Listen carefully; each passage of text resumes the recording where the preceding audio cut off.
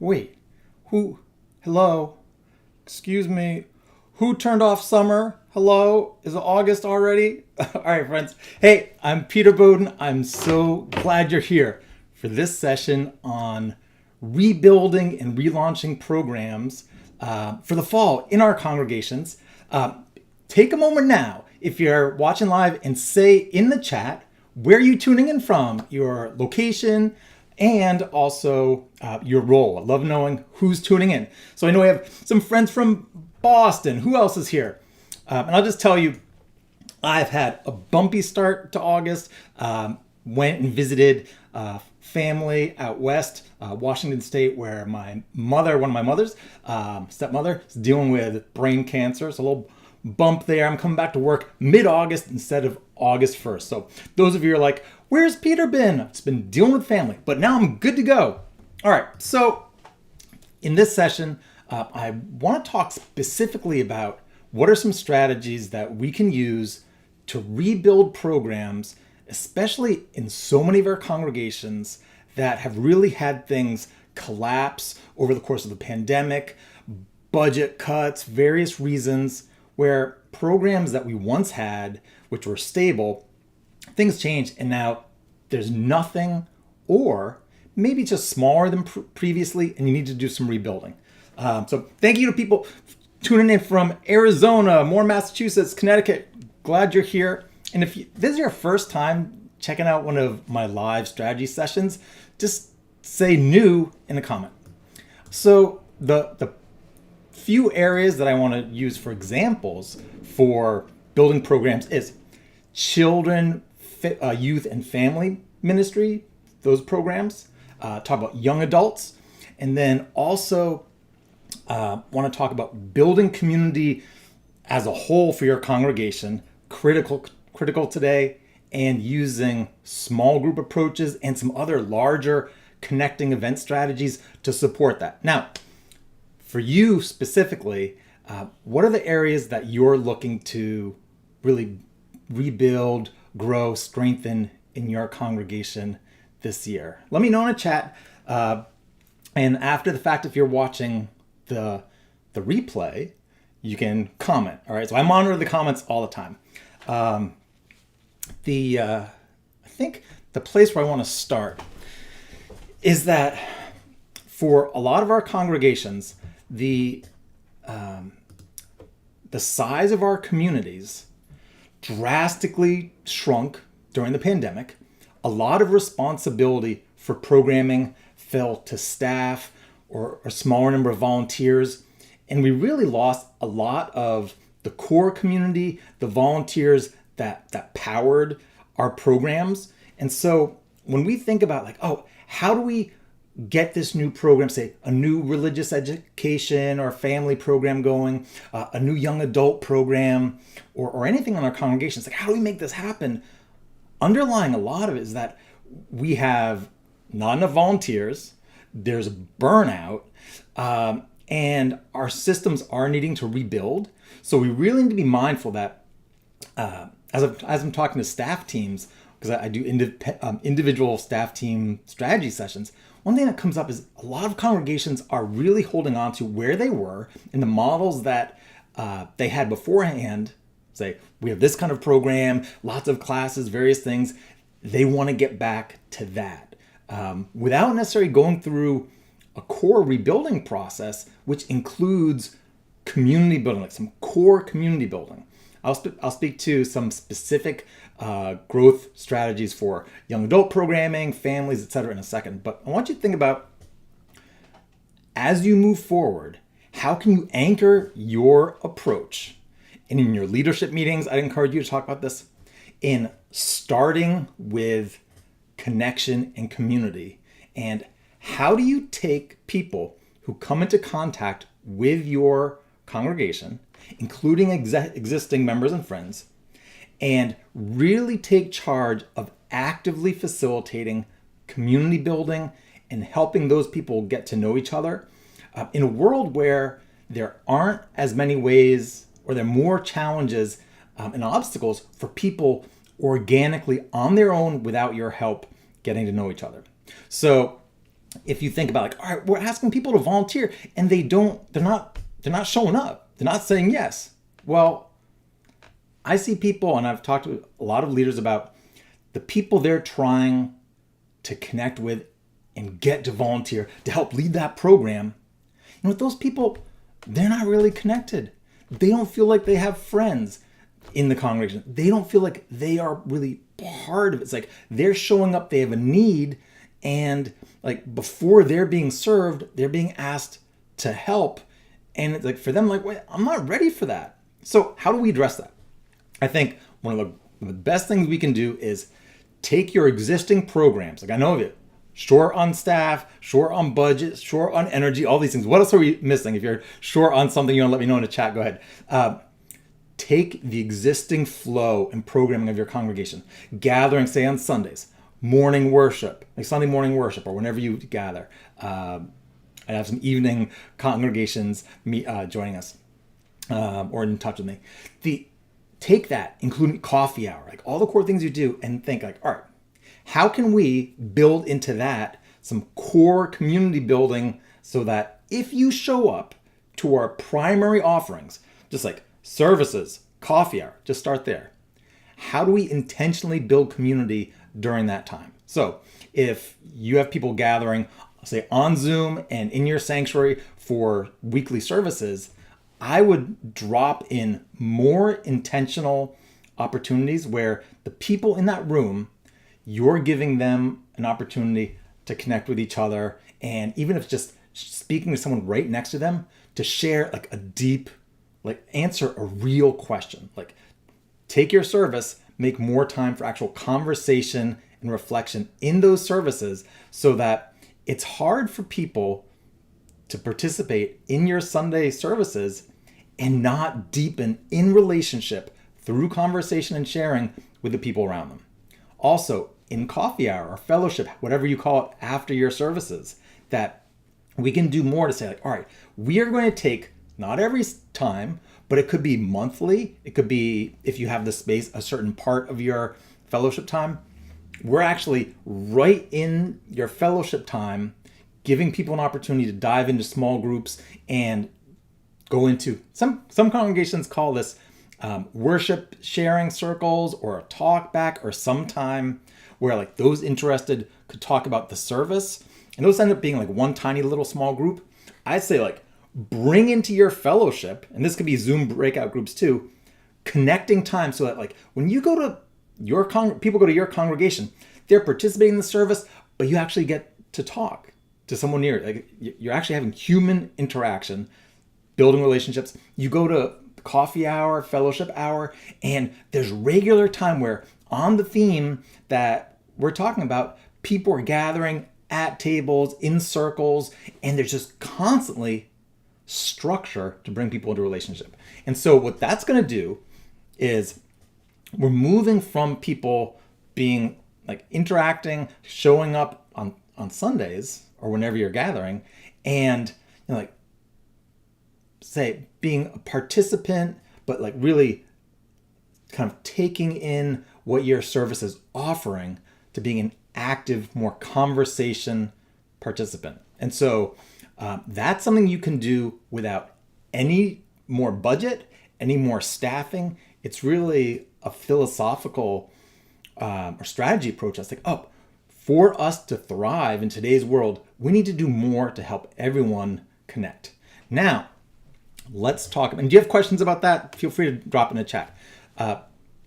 And I would just say, like previously, earlier on in the pandemic, I've recommended to congregations that I would be taking periodic Sundays, like when you have your primary worship gatherings, and make it like a connecting, like once a season, like we're having a big gathering, like we're having an opening, simple worship, but we're facilitating community building with everyone on site, intergenerational, families, children, youth, all adults, and using small groups and various conversations to refresh our vision, to do crowdsourcing of ideas for various things, and really just make sure that people know each other.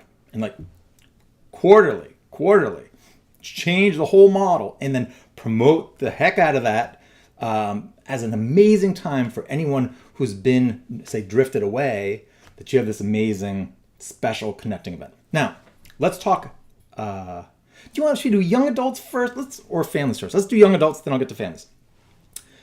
I've been working with congregations and launching new programs, leading programs, and trying to grow programs for as long as I've been, starting when I was a teen, working with youth programs. I was an active youth leader and then youth advisor, and was a young adult in my congregation, and helped take, when I came back from college, we had nothing. There's just me. And so how do you go from having no one except for Peter to having a thriving community of young adults, then young adults with children, and a corresponding campus ministry program? How do you do that? That's what we did. Here's what the approach was.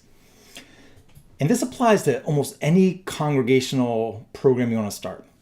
If you want to gather people for a new thing, especially when we're doing this, I won't say on the cheap, but don't have massive amounts of money for advertising, we really have to, one, agree as a congregation, as a leadership team that, all right, we're going to prioritize this area, this ministry, and give it some extra airtime, because we need to start talking about it and vision casting and building excitement before it exists.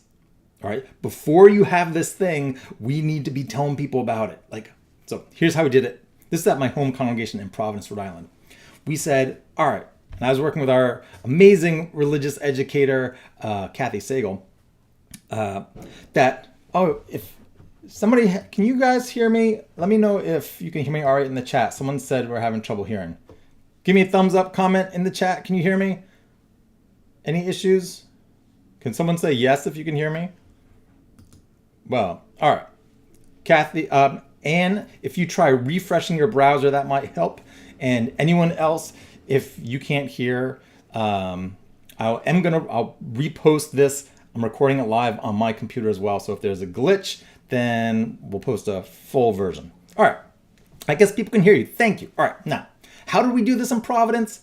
What we did is we said, first, we're going to build a new, thriving young adult ministry, okay? So take your area.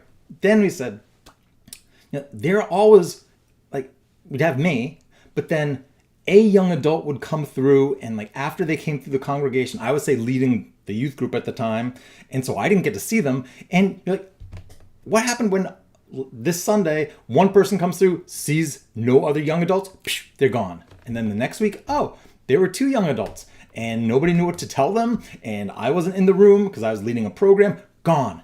One young adult, two young adults, no young adults that Sunday, then another, then another. We realized that there actually, for a lot of ministry areas, there are enough people interested in what you want to offer. Families, young adult programs, etc. We need to have a strategy for actually gathering them, having them not feel freaked out that they're the only one and that something amazing is going to happen. So what we can do is say, and this is our strategy, we took the fact that we were going to do a young adult program, we made a way to capture people's names. So this is old school now. We do this online as well. I'll talk about how to do that digitally in a second. There's a clipboard in two places. If anyone, ushers, staff, other key people, membership team, saw a young adult, they're instructed to come up to them with the clipboard, get them the clipboard together and say, hey, we are in the process of gathering and launching a new young adult program. There are young adults coming through here all the time, and we know that there's a great energy and interest. We just have to all get together. So sign up here, and we are going to, as soon as we have critical mass, we're going to get together and have an event. It's our launch event. And we were thinking, all right, this will be maybe 3 months out. Ended up being maybe a month out. But what happened is once we got the contact info, I would follow up directly and say via email, say, hey, I'm Peter. I'm helping to launch our new young adult program. I didn't meet you because I was advising another group on Sunday, but as we're working towards gathering, and I think this is a great strategy to use, as we're working on gathering and like getting towards our bigger launch, you want to get together with me and some of the other people who are starting to come. So we take, say you have two young adults, or maybe it's two parents, and they've signed up showing their interest. Then you say like, all right, we're working towards the bigger launch, say a dinner and other event, that game night, whatever you want it to be. But you start building relationships, inviting them to coffee. Like, hey, we're going to be doing some planning for the event. Me and Amy, do you want to come to coffee with us just to get to know us? And so we're building relationships and just like building the connections. But all along, there's this understanding that we're actually building something. Does that make sense? And so that what happened is we get to the point where we had a big enough, like we did a dinner, and because I've been working with small group ministry for as long as we've had small group ministry within our Unitarian Universalist denomination tradition, I helped launch the UU Small Group Ministry Network in 2001, and then as an organization in 2004. Our strategy was, all right, we take the people from the dinner, include the dinner a kind of like sample or an abbreviated small group session, and then said, all right, for those of you who want to continue meeting, we're going to be using this format to gather every other week.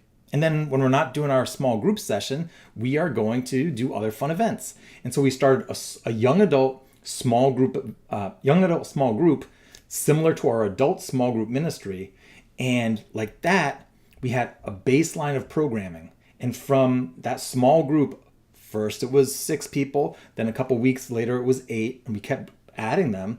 We get to the point where we had enough young adults for 2 groups almost. Now, think about this. This could be for parents. We can do this with adults as well. But so the young adult group became one big group, and then we split it by age so that there's the more college age, and then the little bit more 30s, young professional, and they were like ready to have babies, all right? And then we kept, whenever someone new would come in, young adult, that we're looking to connect, we'd connect them with our small group program, and then some other events, fun events, pizza night, movie night, and that the young adult group grew, and there were some college students at the neighboring Brown University in it, and as soon as there got to be a few of them, they wanted to make a campus small group. So they started kind of like, so we went from just, hey, we're going to do this thing, gather people's information, but intentionally do outreach and connect them together as we're building. It's not like, oh, we're going to dump the responsibility for launching this thing on you. Like, oh, you're a young adult, you want to start a new program? No. We're having leaders help gather people together, build relationships, and lead towards this. But it's this real organic thing, building relationships all the way to the point where we actually had a thing. Like we had the energy. Now, what about families? I think it's really important that we prioritize communicating with families. That if you're, and every congregation's in a little different place. So those of you who want to do any work with me, just one-on-one strategy session, feel free to reach out. That if we're gathering families and building a new program, if things have really collapsed to nothing, then we have to really have some intentional planning around what is it we want to create in terms of programming, but probably we need to start by doing community building and connecting for families. That's really just going to take those who are interested in joining and help build relationships with them first, without a program mindset. So don't like start with programming. And then that might look like saying, like having on websites that hey, we're working on gathering our community of young families, or however you want to describe it, or the age range you discuss. Maybe you focus on very young families first, like infants, preschoolers, like real young families. Really start helping you connect in our community. We know there's a huge need, and that there's a hunger for these kinds of things that our congregation offers. promoting that. So really being able to, now again, you don't have any set programming. You're just promoting that. And then if you have core community events, potlucks, a game, intergenerational game night, on Sundays, you have maybe people gathering before the service casually, like a coffee, like a pre-service. Some congregations have a little cafe time. Then we have coffee hour afterwards. How can we take some of that existing time and say, hey, if you're a young family, we have this opportunity kind of adjacent to our core programming that we're going to be introducing you to others, and you can meet so-and-so who's working on helping to build our program, regather, do some planning on this date and time. So without actually starting a new program, being like, this is what we're doing.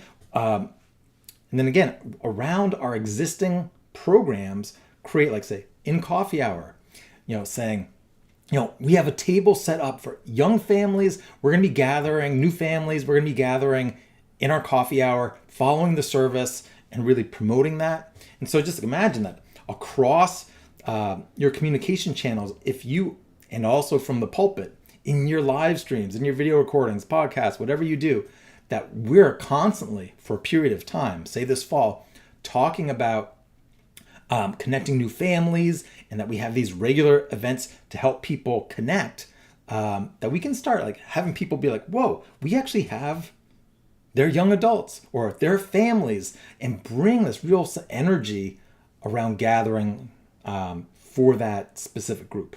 Now, there comes a point where you have to start getting like more specific in terms of like, all right, what are we going to do in terms of structured programming? Like, how are we going to staff this? What's it going to look like?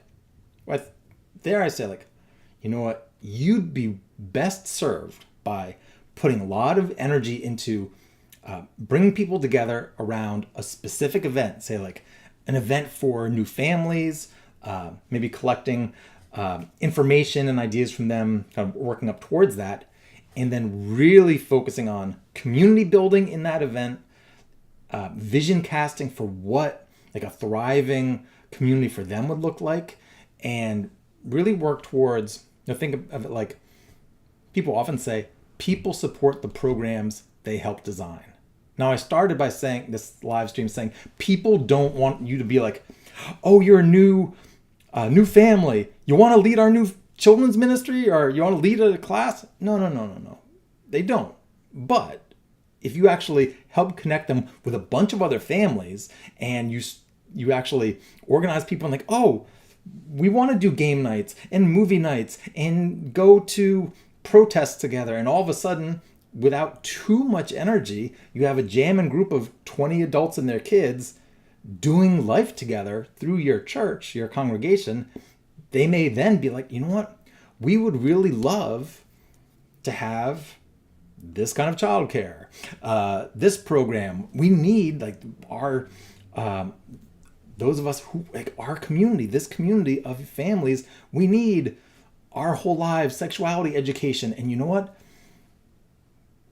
Alex does that professionally and wants to volunteer. Like, so from the community, then things start to happen. So I find that a lot of times, and I'm going to ask you in just a second to write, if you have questions in the chat, to let me know, that it's very easy to not start and like talking about things and promoting things and inviting people to connect with you for the future program, because you don't have a program, and that you don't know how you're going to staff it, and you don't know what the exact needs are.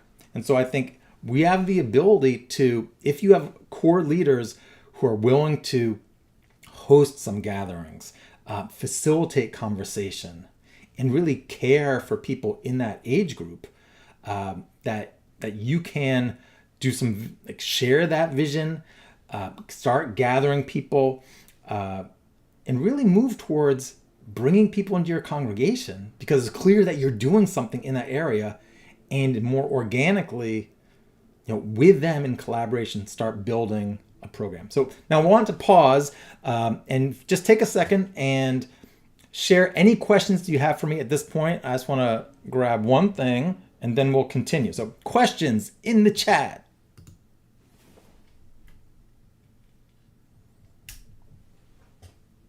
All right, bring it on. Questions.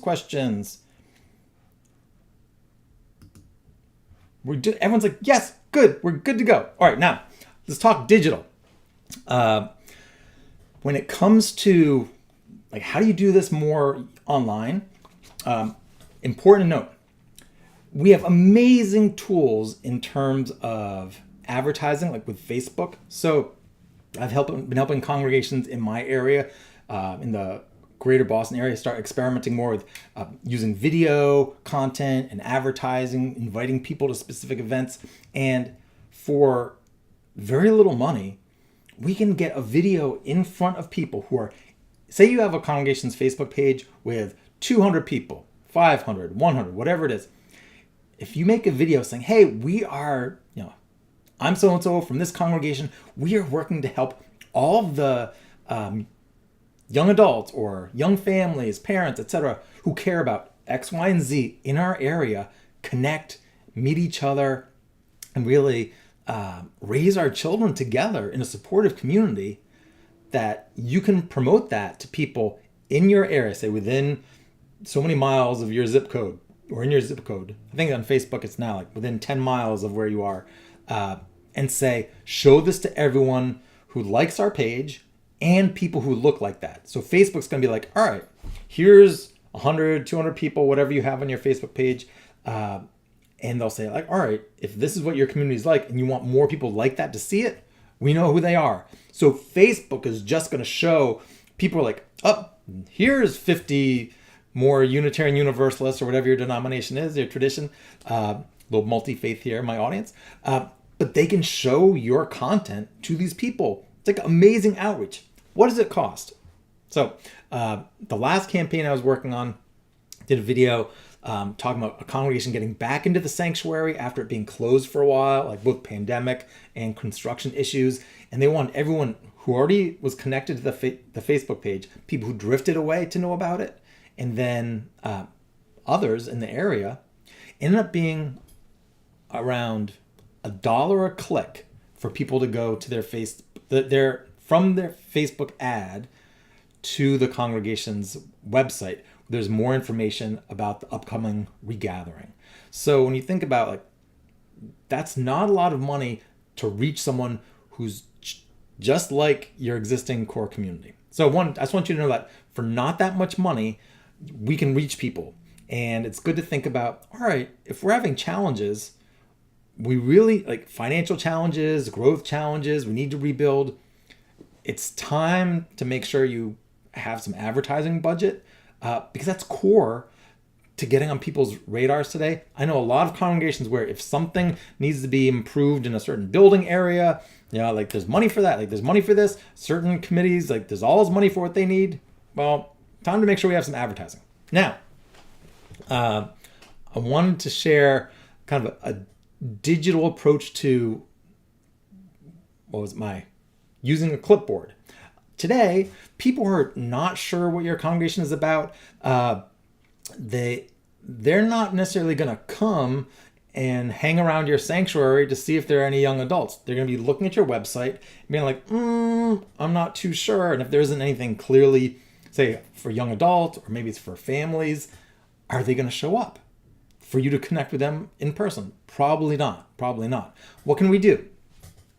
Set up a page on your website, which you can also link to from social media. That's like, we are gathering a new family program, or this program, whatever program you need, and have some information about it, and then have an opt-in where they say, sign up here, and we're going to send you information about our gathering efforts and an invitation to our launch event. Now, I would recommend, having worked with media for years and just knowing that the whole internet is going video, that you actually have a video on that page where you say I'm Peter and I'm gathering people for a new young adult program with my congregation. I'd be like, hey, I'm Peter. I'm working at First Unitarian such and such to do this. And there's so many young adults in our area. We're finally working to bring us all together, so we can connect and do A, B, and C. And it's like every Sunday there are new young adults coming through, and so it's time we gather for real. So they actually see a human being. It's like, oh, there's someone there already. There's a young adult there, or there's a parent there, and just starting from one video. They opt in with the email. Say you're using MailChimp, you can set it up so that as soon as they hit subscribe and enter their email, they get an email back saying, oh, we're so excited that, to connect with you. Here's what's happening. So you have an email that's set up great, so that they're like instant, like, oh, something's happening. You could even have in that email, forward this to any young adults you know who you'd like to invite to join us. Now, follow that up with, every time somebody signs up to your opt-in, you then have the person who's trying to grow that ministry area, that program area, say, hey, I just want to send you a personal note and just say that while we're working towards gathering people, like right now we have 5 other young adults or 5 new parents, families. We're starting to gather in smaller numbers just to connect socially, attend some events at the congregation. Would you be interested in either grabbing coffee with me and my wife Amy, or attending our next potluck together, or whatever? And you'll give a few options. And so you start a relationship right there. So there's no program. There's just a page with a video, invitation, and then bit by bit relationships forming. Does that make sense? And so that we can actually, so instead of being like, oh, there's nobody here, all of a sudden it's like, oh yeah, we're building this thing that's going to be awesome. It's going to be amazing. And we're talking about it.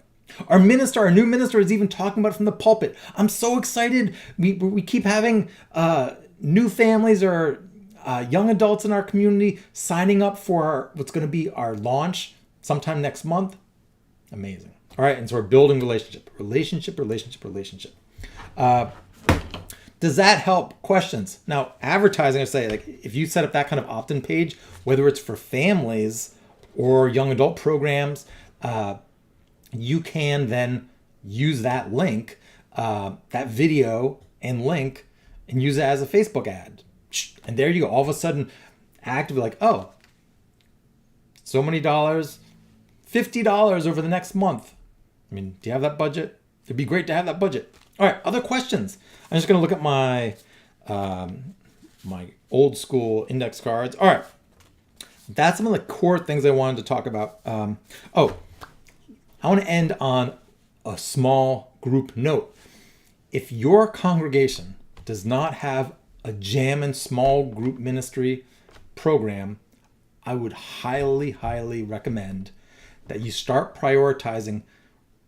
Don't talk about in terms of small group ministry. Really talk about community groups. We have a loneliness epidemic. I'm reading the report that our last Surgeon General, I think he's the last, or is he still Surgeon General? Did anyone read the loneliness epidemic report that came out not too long ago? I'm reading that. We've had a loneliness epidemic for a long time. People are hungry for community. If you do nothing else but focus on, like really just doubling down on community building, and have small group offerings that are called community groups, not some kind of churchy groups. Covenant groups, that's such a churchy thing. Chalice groups, soul spirit groups. Like, if you're a Unitarian Universalist like me, some of the names our congregations are using are not appropriate for a pluralistic, diverse spiritual community. So I think if we say community groups and really lean into your small groups and community building so that you're doing periodic events like on site on Sundays, getting everyone in small groups, model community group process, and let people know this is what our community groups are like, and try and get as many people as possible, including newcomers, into those groups. That relationship that's going to grow your congregation. Like, that's the way to grow. Relationship. All right. There is a question. All right. Mary asked, wouldn't it help to have an organizer who is in the same age demographic as those you want to recruit? Oh, if you're looking to grow a new program and you have someone in that same age, that's fantastic. If you don't let that stop you. I know we have a lot of congregations that have a lot of people, who are like 50, 60, 70, 80 years old. Below that, nothing. Well, does that mean they can't start gathering people? Absolutely not. There's so many great stories I've heard of younger people loving having local, because they don't have family nearby, like people who are of all ages that are mentoring them, caring for them. Like, I think we're designed to be an intergenerational community as human beings, like intergenerational tribes. And so I think we can offer that. And so the trick is, how do you communicate in a way so that when somebody younger comes in, whether a young adult, family, something else, and they look around and it's everyone's over 50, they're not like, yee, right? Like, how do you do that? And so I think that kind of vision casting and some of the communication I've been talking about can really help. So I want to end, I was going to end before, but I'm going to end now, saying that a lot of people today, people today need what our congregations offer. There's so much like connection, community, meaning making, spiritual exploration, and people to like live life with and do justice work with together to face the challenges of our world, from climate to the rise of fascism, technology, all these things. We need each other. So there's absolutely no limit to your congregation's potential if we're willing to change our strategies. One of the strategies that we have to change is that people want to make sure they're going to the right place before they show up in person, which means they're checking out your website before they show up in person, which means the path to membership starts with a digital process. And so earlier, it was in June, I released a new free online workshop called Building a Digital Path to Membership. I'm going to share a link to that in the chat. Let me pull that open. So if you go to my website, peterbowden.live/workshop, that's a free training that will give you really the essential like core strategies that I believe you need to start using to adapt your membership development process for today's digital world. So here's the workshop. One second. Workshop. There, it's in the chat, and I'll put in a comment as well below. And so I just want you to know that we have so much potential. Like, our congregations are perfectly positioned to address loneliness epidemic, community building, the content online for spiritual like exploration on YouTube and such is so massive. It's massive. But what are people not doing? Getting together in person and talking about it. So all the people who are just like diving into spiritual exploration online and watching that content alone, let's move them into spiritual community. And then what's up with our world? It needs our help, all right? So vision casting around connection, meaning, spiritual exploration, and working together on the justice issues of our time. There's no limit to what we can accomplish. All right, with that, I'm going to end. If you have questions, feel free to comment on this video. You are always welcome to email me. And then I'm going to look at all those comments and figure out what our next topic can be. This session, as soon as I'm done recording, is going to be available as a replay. So it's available to you instantaneously as a replay.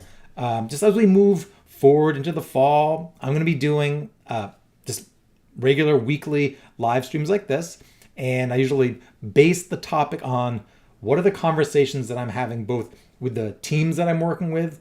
I like to take the work that I'm doing with private consultations and staff team sessions, take the insights from like, all right, these are the challenges people are working with from my work directly with congregations, and then share some of the related ideas. So how do we get more volunteers? More like congregational growth. It's like growth. All right, so that's what it's all about. I have to get going because it's been almost an hour. No, is it? An hour 10? All right. To all of you, I wish you a great fall. I'm going to be in touch. I have some new things I'm starting. I'm going to take my core video ministry academy training, turn that into an ebook. Going to relaunch my UU Growth Lab. It's a new kind of community training and like special laboratory for figuring out what works in our congregations today. And also I have a decentralized community project I'm working on. More on that very soon. So thank you all. And Boston, I got to talk to you. I'll be in touch. All right.